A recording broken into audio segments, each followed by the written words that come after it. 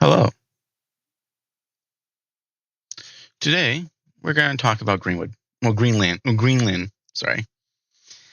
Greenland is a self-governed country off the coast of Europe and North America. They have around 56,000 people. Here is their country and their flag.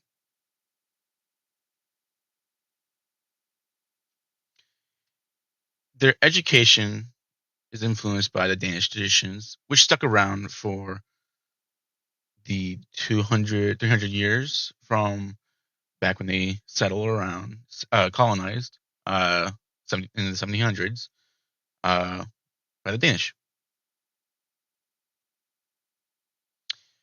So some trends and issues with their education is what I learned is a trend is that students regularly drop out of higher education, leaving most children with only a 10th grade level of education, leading to people to need to come into Greenland to fill working positions which they would get from a higher level education.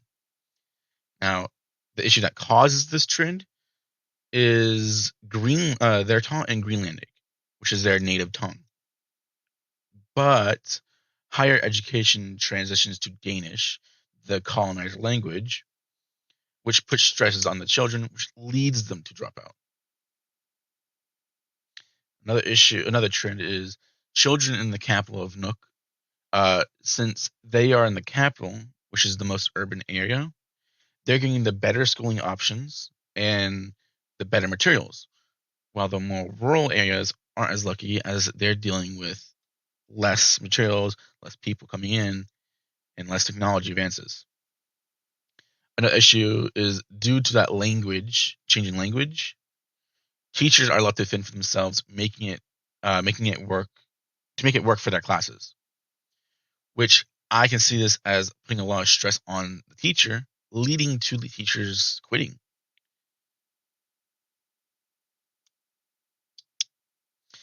Like I said, I see this as teachers being forced to rely on themselves, putting a lot of stress on them, leading them to leave because of that stress.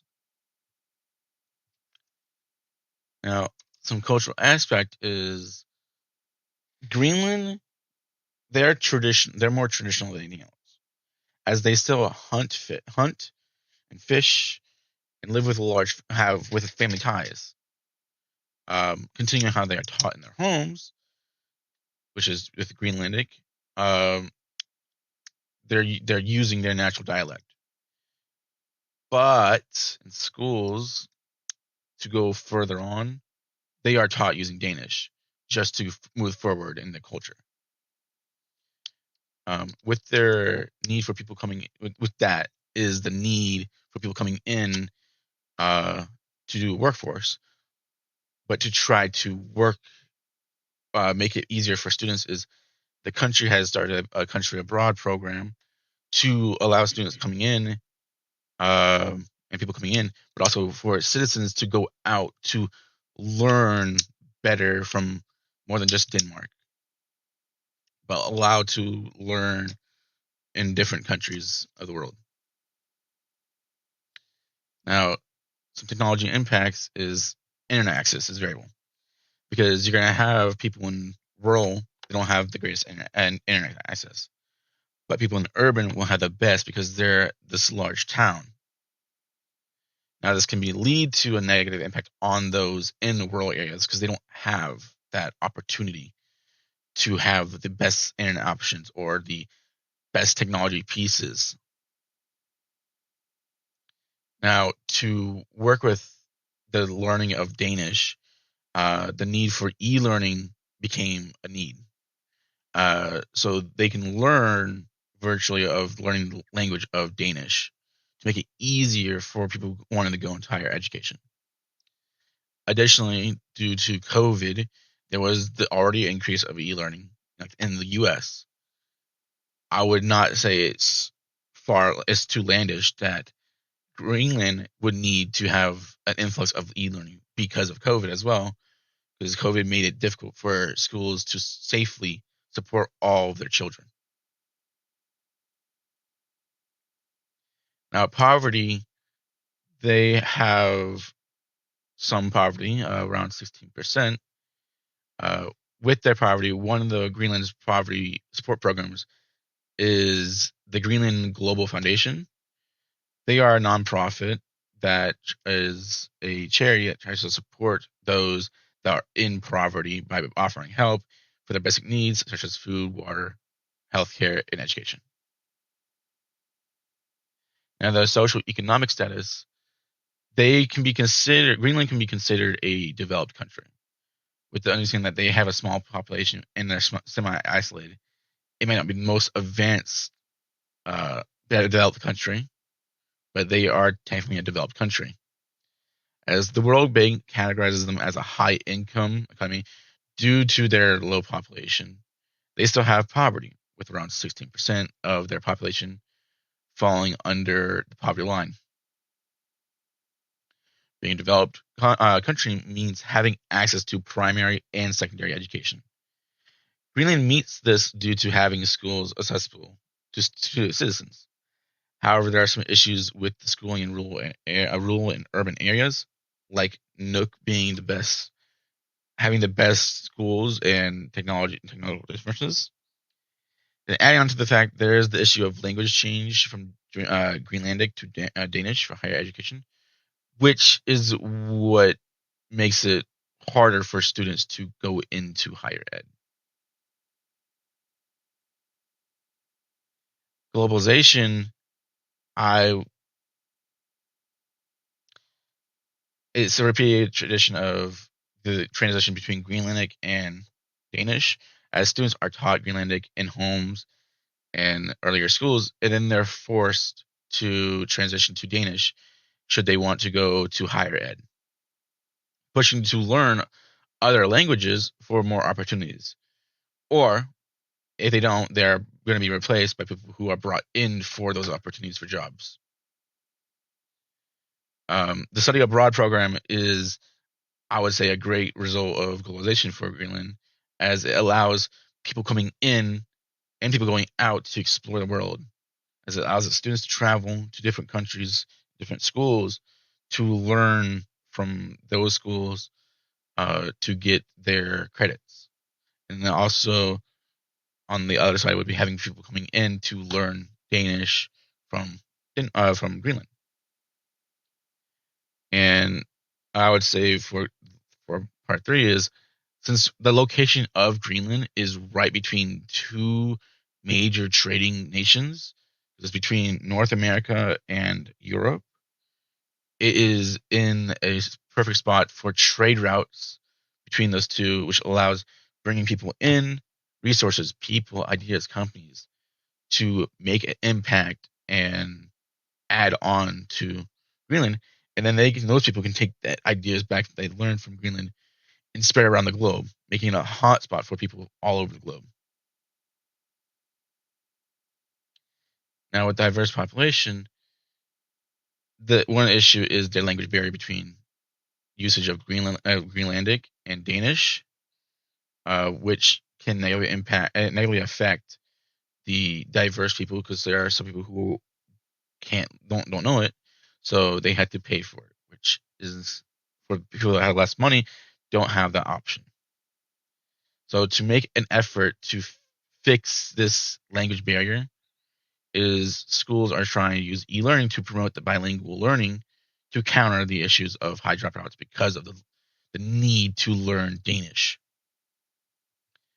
Another issue is the diverse difference between rural and urban areas, because the lack of resources or opportunities due to funding or space, it made it a inequality for everyone involved. More so for the people who are less fortunate of having people afford these resources or learning these languages. To solve this issue, there are programs made to provide support to the schools for free food, counseling, and the Kavitsia project to build the inequality gap for those people, for every student, so they can learn and get all the resources they need. Another issue is higher education courses. They're having to travel to Denmark to complete their education. So they're traveling to Denmark to learn these languages of Danish and any other languages they want to learn. But traveling costs money, which isn't beneficial for those of lower income. Now, to solve this issue, Denmark was kind of forced to put since the students were forced to put on the study abroad to Denmark, they took that study abroad program, but made it easier for those families in lower income areas, so they can open more doors than just Denmark to study abroad. It allows them to go to other countries to help broaden their population and their ideas. In their influence life, what influences their life is a lot, like everywhere else.